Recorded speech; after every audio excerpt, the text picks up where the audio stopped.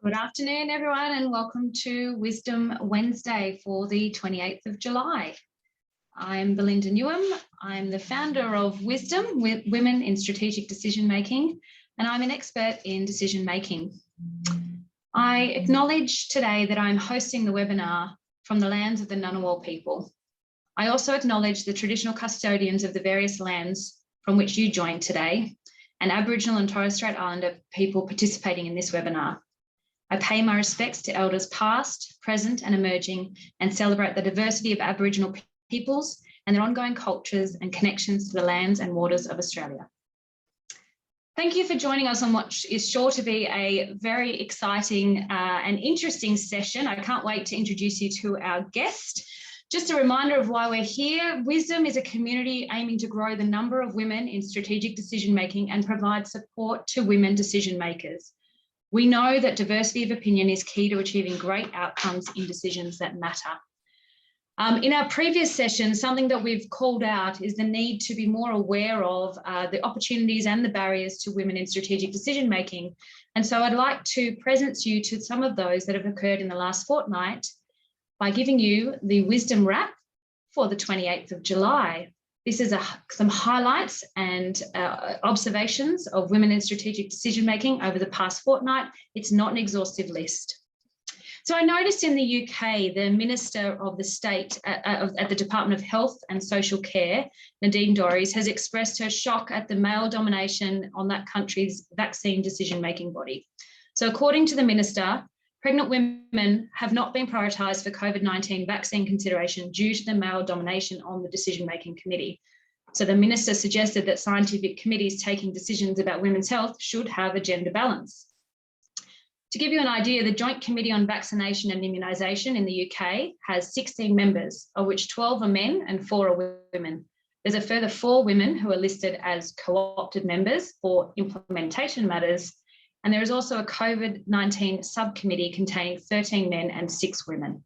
So that's her view of what needs changing there in terms of gender balance. In Australia, of course, we had the announcement this week that pregnant women of all ages are now eligible for the Pfizer vaccine. Another thing of note, if you haven't seen it yet, Misrepresented on ABC is a series 100 years after Australia elected its very first female parliamentarian. Annabel Crabb presents Misrepresented, a raw and honest account of politics from the female perspectives. There are 4 episodes and they're all available on iView now.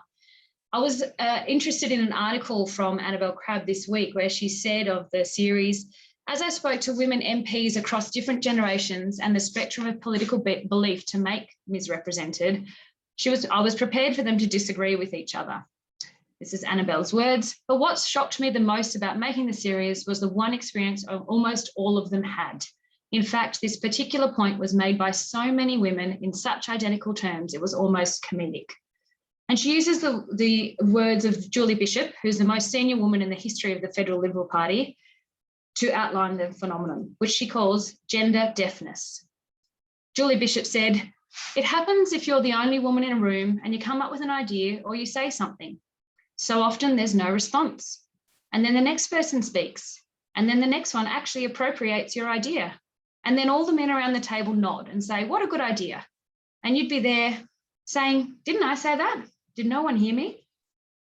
So just a really interesting article, and I'll post the link to that afterwards, and I recommend going and reviewing that series as well. The third announcement I'd like to point you to is the Diversity Council of Australia appointing Ming Long AM as its new chair. So the Diversity Council of Australia is the independent not-for-profit peak body leading diversity and inclusion in the workplace. They provide unique research, inspiring events and programs, curated resources and expert advice across all diversity dimensions to a community of member organisations. And of interest, Ming Long is the first woman with an Asian heritage to lead a top 200 ASX listed entity in Australia. Quite a significant appointment in a very relevant peak body for us. And the last thing I want to mention is the New South Wales Office of Local Government launching its Stand for Your Community Diversity Counts campaign. So it aims to increase the number of local government candidates from underrepresented groups at the September council elections. So of note, women currently represent less than a third of all councillors in New South Wales, despite making up more than half of the state's population. So the campaign is calling on people from all walks of life to stand for their community, particularly Indigenous Australians, women, people from culturally and linguistically diverse backgrounds, young people and people with disability, and they're all being encouraged to run for their local council on September 4th. So do check out that campaign and share it. And that's the Wisdom Wrap. So let's move on to Wisdom Wednesday. I'm going to introduce you. I should just mention Don Gomez on the background there is obviously helping me again this week, sharing links and relevant information throughout. If you have any problems with the session today, please get in touch with him. I know I think I sent a link around which might have some of you having the same name on your appearance there. So please just let Paul, there we go. Dom's just asked if you can just update your name on there, which is my error from sending around a link. So I beg your pardon on that, although we've got several Paul Gordons in the group, that's fine too. So please introduce yourself, tell us what you want to get out of the session. I know Joanna's committed to this being a really interactive session, so we're interested in comments and questions as we go through, as we are every week. And the feedback I'm getting is that week on week, we're getting deeper and deeper into the issues that matter to you, and that we're really getting access to change and impact. So without further ado, I'm going to introduce Joanna Marsh. Joanna, why don't you join me on the, as long as I can give you that. There we go. Hello. All right, can you see me? I can see you. I'd like to be able to see you when I read out your bio because it's incredibly impressive, and I want you to be present to just what an impressive bio it is. So Joanna is a leader with 18 years of Australian and international property experience across office, industrial and residential sectors. She's currently the GM of Innovation and Advanced Analytics at Investor, and she's disrupting the property markets globally through data and AI and ML. We'll get into those acronyms later. Over her career, she's transformed big property companies and small ones, grown property business through acquisitions, financing and leasing. She's sold down assets and restructured portfolios, created property management and tenant service businesses, built technology platforms with systems, processes and people. Prior to Investor, she led transformation and innovation in property at Lendlease and strategy and strategic operations at Dexus.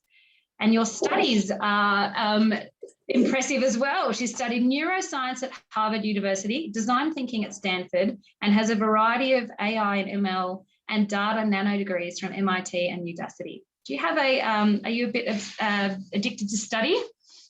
Well, hi everyone, so nice to be here.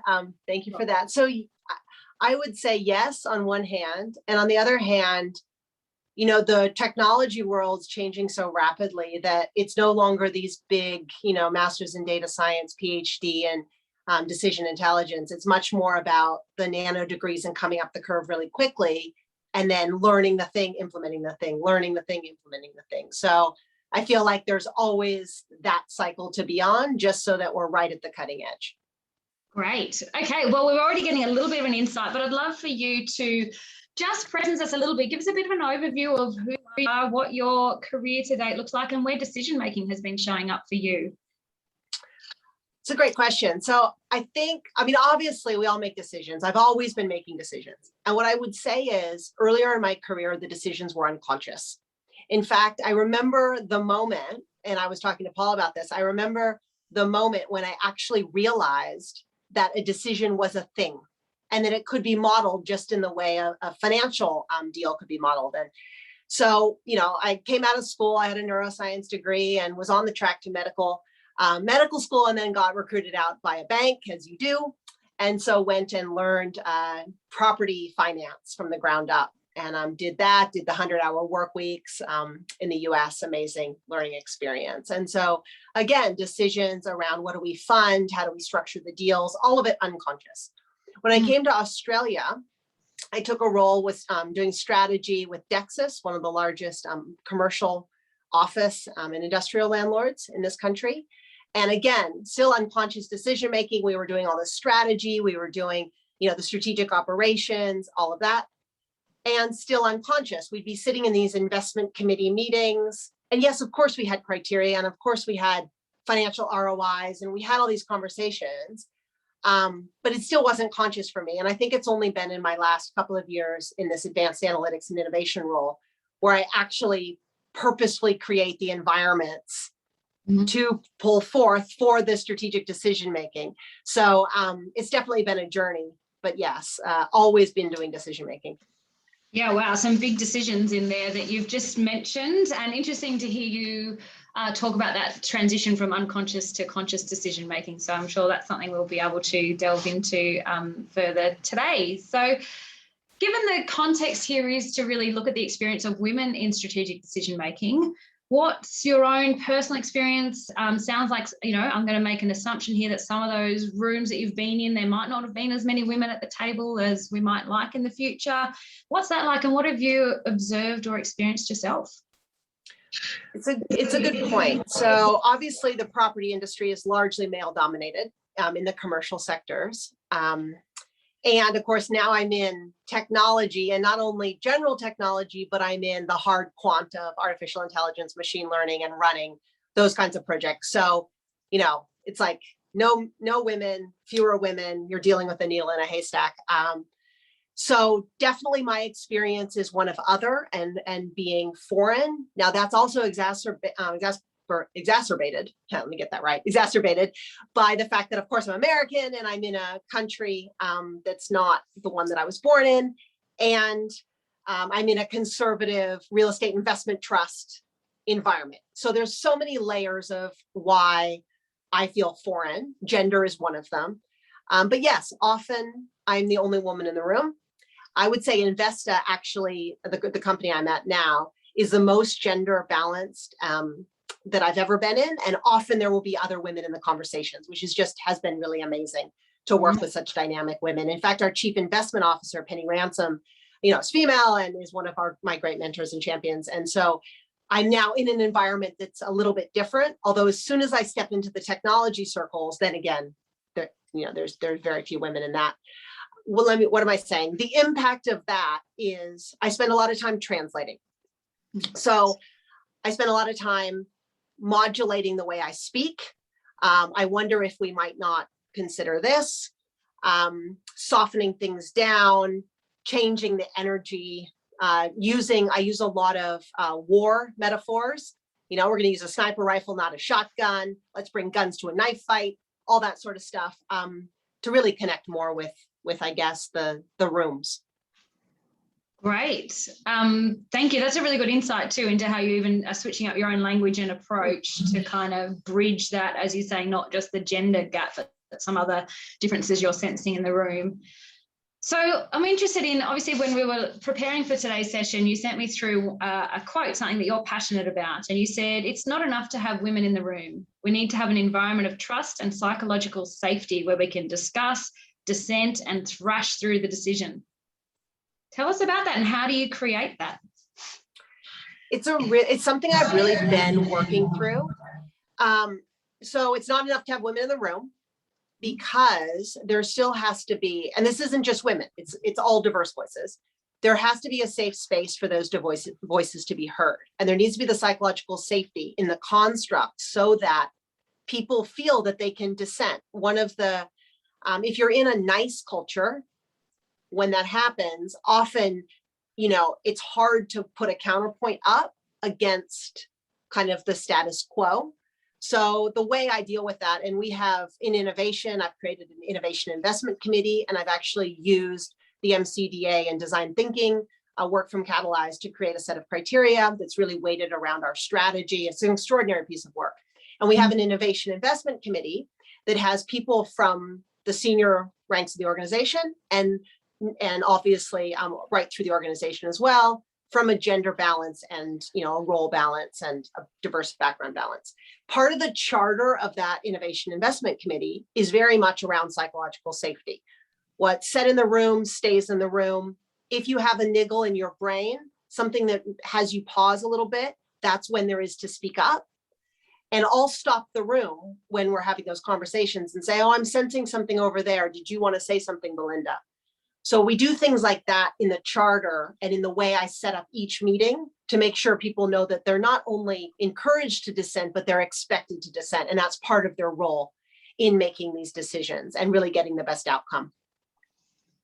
Yeah, and how do you find that? So it sounds like, if I'm hearing that right, that's enshrined in the processes that you're going to bring into the room. And then there's also, like, culturally, how does that translate? Are people finding that at odds with what they're used to, or is it kind of, how's that working? It's very much at odds. Yeah. From what they're used to. Now, I would say, again, that's not a gender issue, it's a mindset issue.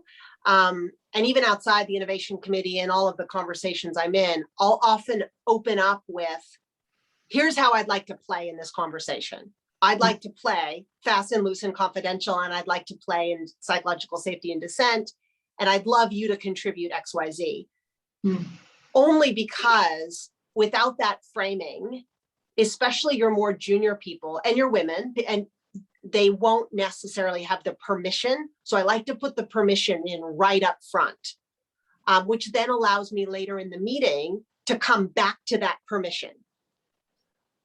So, and I'll say something like, is everybody on board with this right up front, get agreement, and then I can refer back to it. Right. So yeah, I think that's really important. I also hook it onto an innovation mindset. So I also go, in order to jump creativity, in order to do what we do and really transform the world and property, we need to think differently. So that is why we need to look at diversity. So I put it to our business outcome, which I do realize is a traditionally male way of framing something. And I should be able to say, this is the right and fair thing to do. That doesn't necessarily resonate with the room. So I tend to put it into business outcome language, and that'll get it.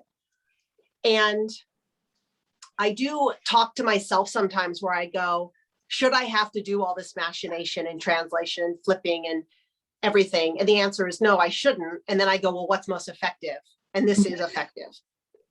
There's trade-offs inside of that decision process there for you as well. That's really interesting. One of the questions I was going to ask you about inside of that is who you see as having responsibility for creating that environment. So you've talked about your own responsibility, I think, in there, and perhaps outside of your organization too. Who can be taking up the mantle to be responsible for creating those safe environments?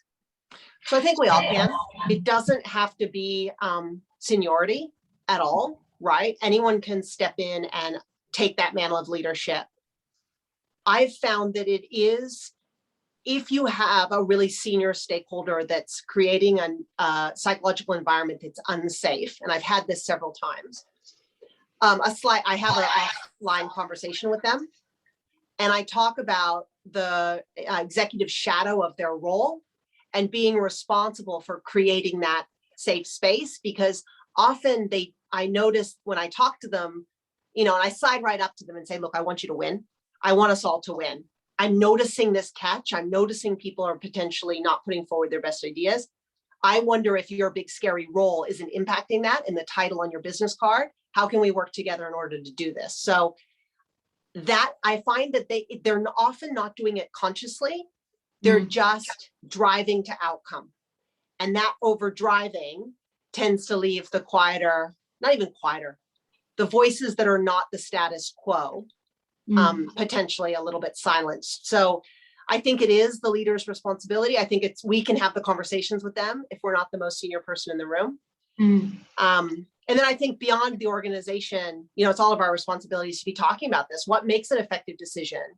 And how do we encourage the most junior person that maybe looks the most different in order to contribute? Yeah, and that's a great point. I know one of the comments I've been receiving in between these sessions from people is their interest in women's participation in strategic decision making, even when they're not the leader, so they're not the most senior person, as you say. And I think you've given plenty there, and how you can impact your own opportunity and those of other women or participants from diverse backgrounds. You kind of touched on quite a few there, but I don't know if you've got a particular example in practice, perhaps on, one of those decision processes or something, and just how that, that environment that you spoke of really played out in, I guess, support of the decision that was being made.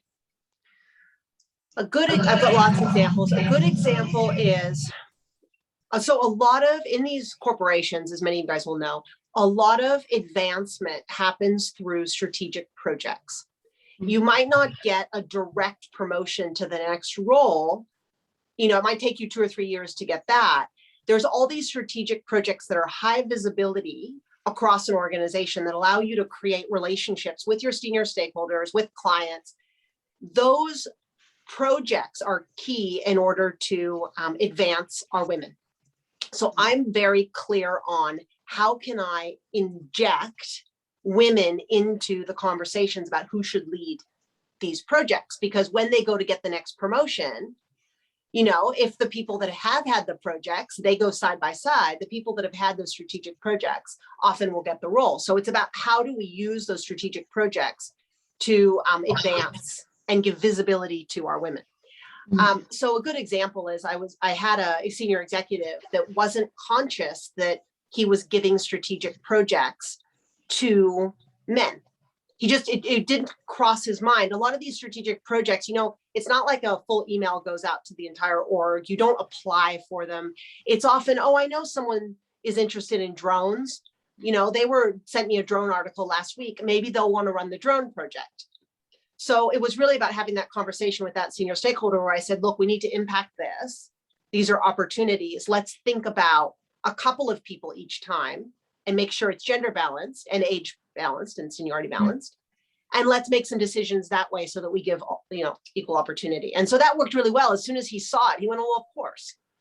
So, and in that instance, we gave the drone project to a woman who actually worked for me, and she did an amazing job, even though it was a stretch project. Yeah, right. And so in there, you're even saying the awareness. I mean, we often talk, I know in my consulting world, we often talk about people not even being conscious of the fact that you're making a decision. It just feels like emotion, just your natural thing that you're doing in your day to day. And yet identifying that as a point where you can have, conscious thought and stop for a moment is what you're really talking about there, and the impact that can have. Got a couple of questions coming through that are kind of on the same thread. So I'm going to throw them at you while we're traversing this topic, because I think they're really relevant right now. So one question is around whether, I guess it's a comment sounding like, have you found ways to cater to the bias in the room? So I guess that's in response to some of the language you're saying, you're softening in the way you're approaching, the war language, etc. What do you say? Yeah. I would say absolutely. And I think on one hand, I'm deeply angry at the inherent bias and unfairness, specifically to women in our society, in the patriarchy. Like I have that whole thing where I can get highly triggered. So I have that on one hand. And on the other hand, that's okay. I understand it. Let's play. And so I try to leave the former kind of for the, having a glass of wine with my girlfriends at Pate Club. I try to leave that over there, and I try to work with I know how to work in this environment. Let's be effective. So absolutely, I changed the language. I changed the amount of energy that I put into the conversation. I also start. How does energy change? Yeah, energy. I also start with the answer first. I use the pyramid principle, classic McKinsey. I give the answer. I give 3 supporting points, and I, do it that way. Instead of doing the big female backswing and the story and the way that we bond through conversation, I'll change the way that I pitch something. I'll hit financial ROI up front. I'll hit risk, that sort of thing. So I don't know how much that is. It's masculine, of course, but also it's also, the corporations now that have to do the quarterly reporting and the financial. So part of it is also just the world we live in. Yeah, I think so. And I know for me, one of the key opportunities or objectives with WiSDM is to really paint the picture of why it is good business sense to have strategic decision making. So I'm really keen to have that language that resonates. It's where we know that causes investment and, as you say, to tackle risk and all those things. Yeah. So the other question is around one of our male participants, Paul, is saying, when you say psychological safety, what can men specifically do to create that environment for women? Is there, and I mean, it's interesting following that. This is why I thought the 2 points are similar, because is there particular language or ways to set up conversations that that men could adopt to create that environment? Absolutely. And I actually have men ask me this quite a bit. And I say the first thing is just understand that the mental models and the way of speaking and doing things that you might think is natural is can be completely foreign for a woman. So that's the first thing. The second thing is just calling it out. I think that's one of the ways that men can really, work with women really effectively. Just say, look, like, I'm really committed that we get the very best ideas in the room, the very best decision.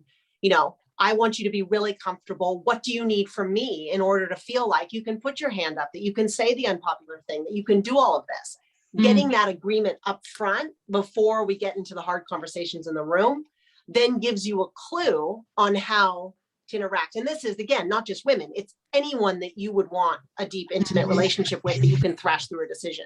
So I think that's another good one. I think also noticing, being emotionally aware and self-aware. So noticing in a room if you're losing anyone, but your women, if you're losing them, if they're starting to not talk, if their body language is changing, they might be shifting a little bit and going, Joanna, like, I've noticed you're fidgeting a little there. Like, do you want to say something? That can really help, as well as doing a spin around the room so that everyone has a chance to talk without feeling like they need to jump in. So I think those are some of the tactical things. In general, having a lot of warmth is really helpful when you're talking to women, just making it safe and warm, and anything you say won't break the relationship with me. We're going to be old together. Don't worry. Like, that kind of stuff makes it so that women feel safe, right? Nothing they can say in the conversation will hurt the relationship, because that's the fear. You get kicked out. You won't be asked back next time if I'm too much, or I'm too loud, or I'm too emotional, right? Yeah, and I'm interested, I know we've got a few women in the participants here. Drop something in the comments if that's your experience too. Those tips that Joanna's giving, is that going to help with you being able to contribute fully in decision making? And yeah, Carolyn is along those lines. Their greatest way to encourage psychological safety in teams is to demonstrate the right behaviour when you get feedback or input or contribution. Exactly like you're saying there, I think, Joanna. How do we have it clear this is not the relationship at stake? Congratulate, show appreciation, gratitude, and reward, demonstrating safety for others. So that's a great point. And so, yeah, please let me know whether this is all resonating for you. A question here, still on the bias. We might stay with this just for now, because I know I want to move shortly into a bit more about your technical areas of expertise. But while we're in this theme of decision-making and women, some questions coming through. In your experience with project teams, how do you reduce the bias, such as confirmation bias, in teams so that the projects are more successful or are successful? It's a good question. I take the counter. So I'll go as the person in the room, I'll often say, okay, great. We're all in vociferous agreement. I'm going to argue against it to sharpen this up, and I'll just take it. Or like, just because, just thrash it through. Or I'll produce, we'll go look for some data or look for a different way of looking at it just to prove up the point. The other thing I'll do, because I'm often the leader in the room, the other thing I'll do is I'll ask the dumb question that I know will elicit the thinking. I'll say, this is a really dumb question. What do you mean by X, Y, Z? Explain this to me. I'm not quite clear on this. And that allows kind of that thrashing through to happen as well. I mean, really questioning the biases. Like, should we actually be doing this? Should we be using artificial intelligence? Like, what is this? Yeah. Okay, great segue, because I really do want to talk about, particularly given, as we said at the start, kind of your, uniqueness, your needle in the haystack in really the career that you're in currently, and particularly because it's got such resonance, obviously, when we're looking at decision making, the use of data and artificial intelligence. There's all, a whole world out there to explore. So you've talked a little bit about that landscape in there. I want to kind of think about the impact of AI and data analytics on decision making. So what are, putting on your expertise hat there, I'm going to ask the dumb question. What is the relationship between data and the data insights and decision making? So this is a whole world, right? Yeah. And let me put in that I have a very, very strong technical team that does all of the really cool stuff, right? I just lead and feed them pizza and get them whatever they want, right? So the deeply technical questions, obviously, we'd have to ask the PhD people. But what I would say is, without data, we're blind, and the integrity in the data is vital, because the data is a living and breathing thing.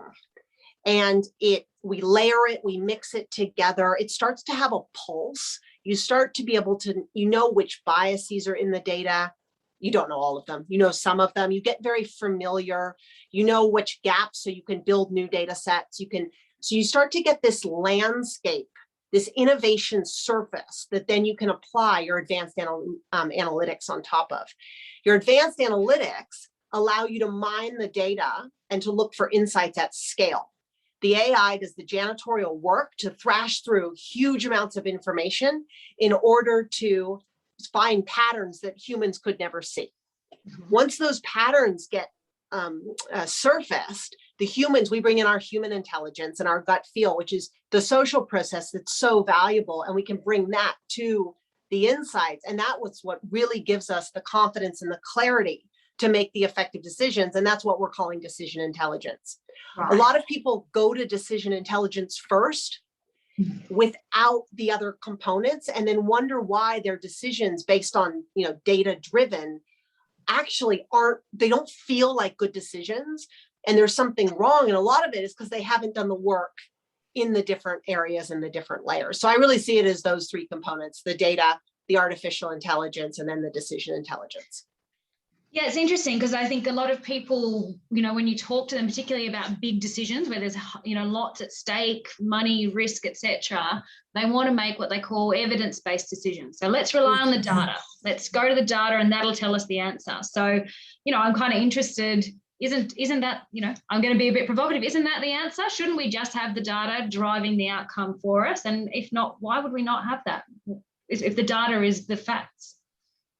I think so. The data is a version of the facts, right? Because it depends way back when in a time series when we started collecting it, what biases did we, even when we set up the way the data was collected, so what I would say is having just a healthy skepticism about what the facts actually are is really important. That being said, it's absolutely vital, because gut feel is no longer sufficient. And it's still very necessary, right? So it's the dance between the human intelligence and the artificial intelligence. And really, the humans are good at creativity. We're good at ambiguity. We're good at people and negotiation and all of that. When combined with, the insights and the massive power here, you've got both aspects of the decision. So can you make a decision with just the analytics? Sure. Can you make it just with gut feel? Sure. But the people that'll have the competitive advantage, that'll drive the outperformance, you get both. Yeah. And I know you've been particularly interested in the past, some bias that's in the data. And there's a question that came in actually about any examples of there being data or AI having bias and what we can do about that. Yes. So I would say the data sets have bias. So starting there and then going, what are those biases? There's an incredible book called Invisible Women. I think it's by, now I'm going to read this off the whiteboard that Paul's written up, Caroline Perez. And I recommend that because it often talks about why women in society feel foreign. Everything is built on data, down to where the car seat belts are, to the way watches are designed. Everything is based on historical data sets that largely measure men. So we are in a world that is not built for us largely, and we often feel foreign in that world. So there's a lot of gender bias in data, and there's some really interesting work being done around what to do about that, but even being conscious about it helps. Yeah, that's interesting. And just for everyone, I'll get the name of that book off you. I've got it now, and we'll share it with the group as well, because it sounds incredibly interesting. Historical look back at the invisible women in history, as you say. Another question that's coming through, and I think this is really interesting. So when we're looking at decision making, Carolyn's saying there was a study from Deloitte that highlighted the lack of data literacy being able to interpret and make meaning from data. What would you recommend to help leaders upskill in their data literacy to support that decision making? It's a really good point. We just ran, so I have an innovation institute that we just ran our entire organization through on data literacy, 9-month program. And we built it specifically for the property industry because there's not much out there. And property is a big fixed asset, just like, airplanes and things like that. So it's really hard to use data literacy training that usually is for the financial services or for consumer goods, right? So it's a very different industry. So we had to build our own platform. But yes, we had half our exec come through it. 150 of our 200 people came through our literacy program. And I think it's about understanding the steps. So what the business problem, engaging with stakeholders, then the next step, which data do you need? How do you clean the data? And actually having people try it, because it's one thing to look at it, but it's another thing when you actually pull data from, say, your core financial system, and you actually have to mash it together with another data set. It's amazing what people learn actually trying to do stuff, and then building the models and the dashboards, and then presenting that work back through data visualization. So we took our exec and our whole company through that entire process so that they could experience the aha moments for themselves. Right. Which was really, really great. I would say there's a lot of courses on data literacy. If you don't want to build your own, there's a lot of courses that you can take. Udacity has some great courses. There's a lot of stuff. There's free courses as well. And there's some LinkedIn learning that you can do or your exec can do. But yeah, it's a big topic. Big topic. But it sounds like what you're saying there is for them to really get the aha moments for themselves is where you saw the impact of, now I need to pay attention to this thing called data and how it can serve me. That's right. Yeah. Great. So I want to just have a look. I don't know if you don't mind me sharing this, but I know that you published a paper recently, Advanced Analytics and Artificial Intelligence in Real Estate. So some neat segues to what you're talking about there. I'm interested, particularly given, you're GM of innovation, and often when we think about structured decision processes, that sounds like quite constraining, and we don't often think about, innovation is this creative process over here, and decision making is, selecting down to one or two. What do you see as the, case? Is there a difference in the way we apply decision making in the world of innovation, or is that, what are some of the differences or similarities? I think it's vital. So the constraints in innovation is what allows us to innovate. Without constraints, you basically dabble all over, and most corporate innovation fails because of insufficient constraints and insufficient alignment to the corporate strategy. So one of the big decision-making points in innovation is to evaluate any innovation project, idea, pain point against the criteria that is the business strategy. So when we do that, it really shows us key areas of focus and key areas of pain and key areas of things that we want to innovate on. And it basically tells us, more importantly, not what to say yes to, but more importantly, what to say no to. And that's the key. Once we get through that rationalization of all the projects, absolutely, then go crazy, be innovative, blow stuff up, within the knowledge that it's going to help us execute on the corporate strategy. And that's the key thing.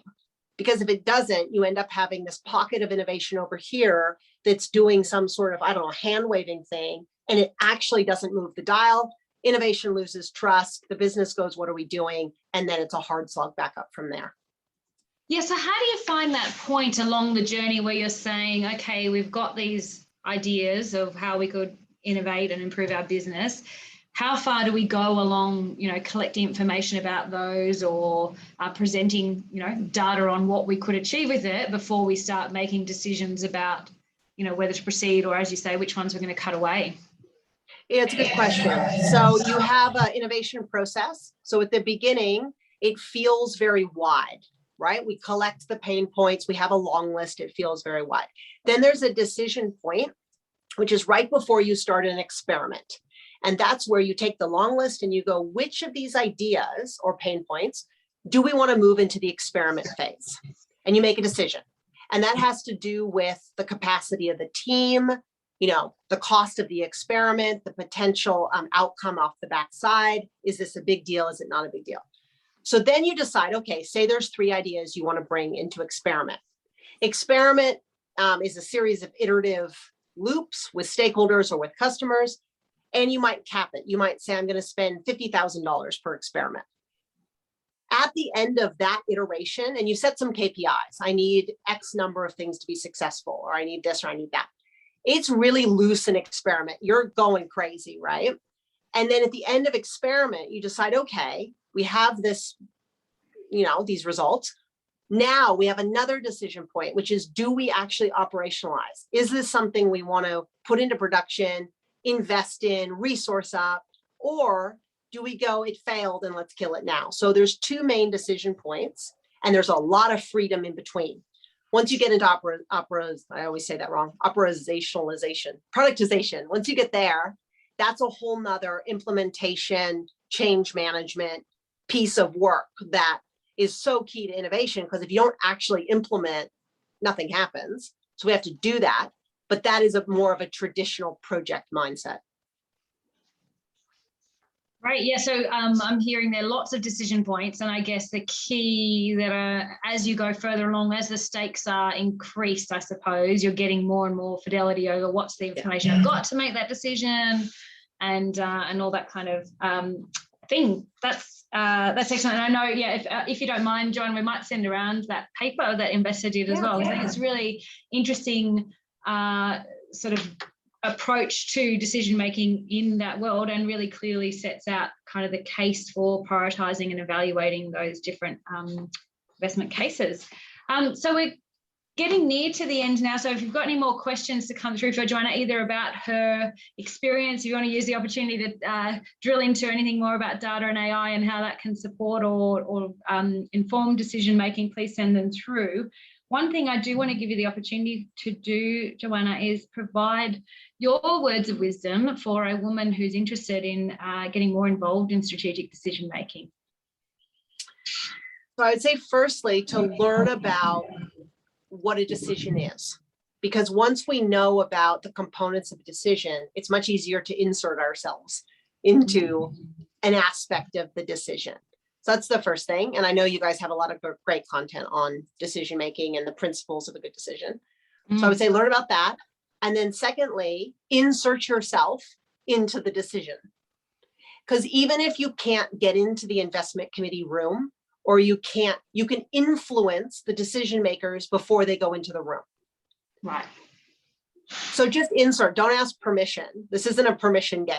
This is I understand how decisions work. I understand what I want to do and how I want to impact that. Now I'm going to go have the conversations.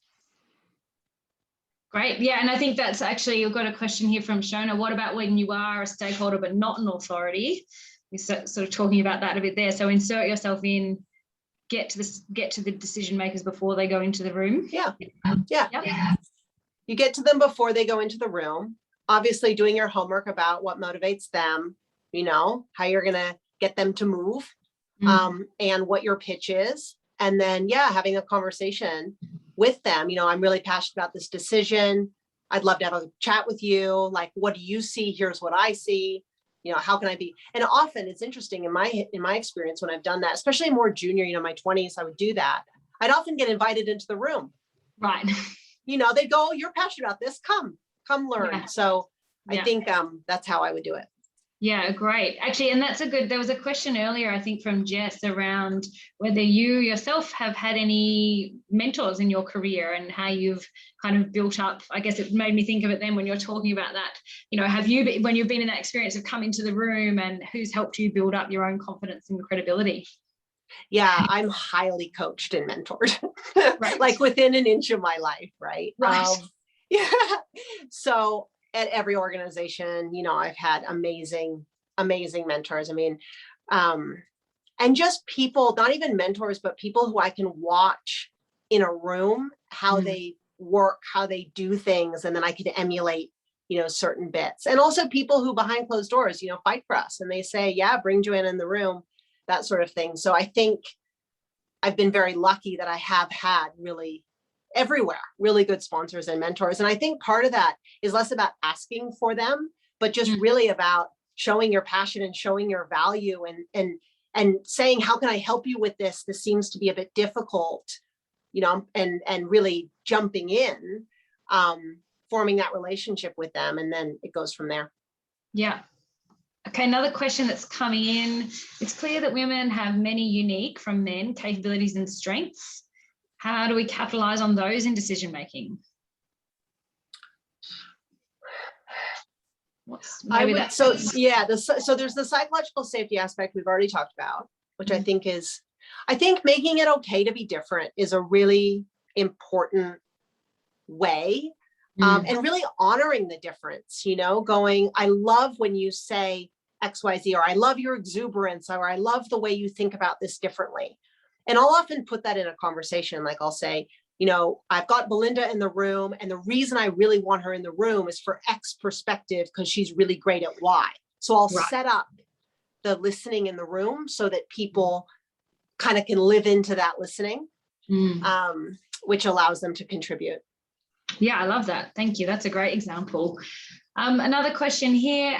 This is a good one. How do you collect data on intangible value? Oh, this is a great question. Yeah. So we actually I'll use an example. We did a really cool piece of work around impact investing in property. So there's, you know, hundreds of billions of dollars sitting around wanting to invest in property in the asset class, where there's not only a financial, but there's also a social and an environmental return. The big problem is, how do they actually measure those returns back to their shareholders?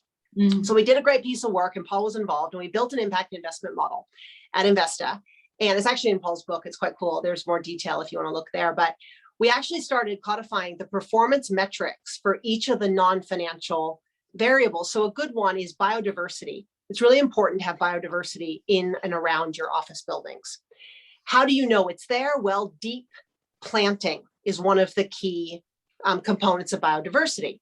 How did we figure that out? Well, we used satellite imagery and artificial intelligence to figure out which buildings had enough room on the site plan so that we could do deep, you know, planting, or that already had deep planting trees. So we could start to identify and use our artificial and technology to figure out the metric that allowed us to put in that environmental criteria. It was the same for social criteria. How close are we to daycares? How close are we to, you know, all of these different social infrastructure, and what impact? And we used our technology to figure that out, where the humans couldn't have necessarily looked through all that data. Yeah, interesting. That's great. Thank you. And I just note, you did mention there a book, which I'll make sure everyone's got a reference to as well. So that's Hard Decisions Made Easy is the book you're referencing. Yep. So we'll make sure when I send that around, there's a link to that for people who are interested. And really that sets out the decision thinking and the 4 key principles of decision thinking, as well as a process for making decisions. And yeah, in fact, I think there's I can see it behind you on the shelf. There it is. There it is. So that's it. So we'll send you around a link to that, because some of the concepts, and in fact, that case study that you mentioned is just in there as well. Thank you. Great. So just a couple minutes left. So if anyone's got any other questions, send them through now. Otherwise, I'm going to start just wrapping up and saying what a pleasure it's been to have this conversation, and that I think we could probably, particularly now that we're into the world of talking about data and your day job, we could actually spend another hour doing that. So we might have to think about that as a future session to unpack. And yeah, so thank you so much for your sharing. Do hang around for a minute or two. If anyone's got any other questions, I'll leave us open for a few minutes. I'll just have a second to talk about next week's session. If Don's just in the background there, can flash up the session screen. Thank you. And next week, has put the link there. So next week we've got Carolyn Grant, and Carolyn's been a participant here today, very active, and she has good reason to be, because her topic next week is leaders need to be aware of one key leading indicator of organizational and individual performance: psychological safety. It poses the greatest risk, but also the greatest opportunity. And Carolyn is the founder and managing director of 6Ps Marketing and Engagement, which is an organisation committed to working with leaders to improve the quality of decision-making by creating business intelligence tools founded in neuroscience. So what I'm really excited about is she's going to be discussing research findings from her recently published Australian Boardroom Psychological Safety and Performance Benchmark 2020 to 21.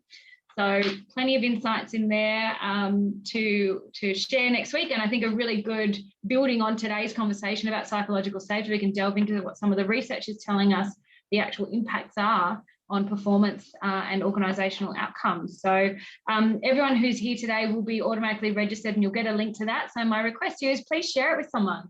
Have someone else come with you. Let's get the word out more broadly. I'm sure that Carolyn will be really interested in sharing all of her insights next week. So please do come along. Just got time for this one last question. How do you, Joanna, here you go. How do you educate children in decision making? It's actually it's a really good question. There on the board, yeah. Yeah, no, it's a really good question. And I think we're starting, we have, two kids, you can kind of see back there, Fox and Maverick, and they just turned 4 and 5. And we're starting to have the conversation with them around what are the different options. Like one thing is when they say they want X, well, what other options are there? So that's kind of the option conversation, right? Or the criteria conversation. How do you know you want that? And, Paul being a bit of a geek, for those of you who don't know, I'm married to Paul, for being a bit of a geek, we just bought a car, right? And so we all weighed in on what were the criteria of the car, and including Fox and Maverick, who got to then put in their criteria, that it had a cool color, hence we got bright blue. They really liked certain brands. They didn't like other brands. They had a lot of, input into the model. And we built a full model on how to buy a car as a family. So even those conversations start to get them used to the components of decision-making. And one of the things that I'm so excited about, one of Paul's projects, is that his next book, so this book is Hard Decisions Made Easy. And his next book for children is Hard Decisions Made Easy Peasy. So I'm actually really excited when that comes out, because it'll be something we can, formally use with our kids, but also also in the schools, and start to really teach people that decision-making is a thing and how do they make effective decisions for themselves. Yeah, it's a great point. I'm already reflecting that for my children who are a little bit older but similar ages, 8 and 5, I'm often in the world of constraining their options. So, you've got 2 options. You can have a bath or a shower. So it's interesting to consider that actually, we know that better decisions come from widening your options. So there's going to come a point where I'm going to need to run up against that for yourself. I've got a request, Paul, you better keep writing, because we need one for teenage boys as well. So that's the next request. So we'll cover all the age groups. Great. Look, I think that really gets us to the end of time. So thank you again, Joanna. And we'll touch base with you and get those links to the different things we mentioned so we can share all those with the group. It's such a pleasure to have you part of this group and really advocating for wisdom more broadly, as well as, all the time you're spending with us today. And your insights and examples, I think, have been really illuminating for lots of us. So thank you so much. Lots of praise coming for you in the chat. Thank you, everyone. Thank you. And yeah, I really hope to see you all, and not just you, but bring someone else along next time. Share the link with someone. I really want to keep expanding this community and working on the areas that are going to impact us. Do come, and I'll be sure to share links to Carolyn's research and some of her insights in the lead up to next week's session, so you can all come really ready with some key questions. So thank you all, and enjoy the rest of your afternoon.